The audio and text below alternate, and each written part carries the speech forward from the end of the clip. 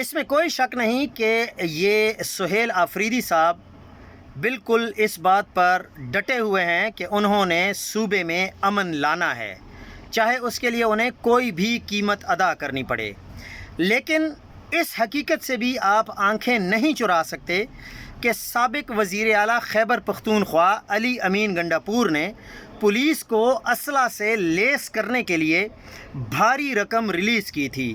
نئی bomb proof گاڑیاں بھی خریدی گئی تھیں، اور وزیر اعلیٰ سہیل آفریدی نے بھی مزید گاڑیاں خریدنے کا اعلان کیا ہے۔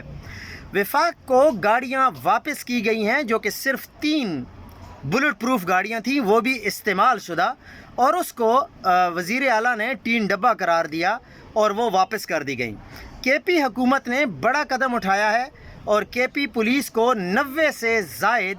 جدید گاڑیاں دے دی گئی ہیں، اور باقی گاڑیاں بھی پائپ لائن میں موجود ہیں۔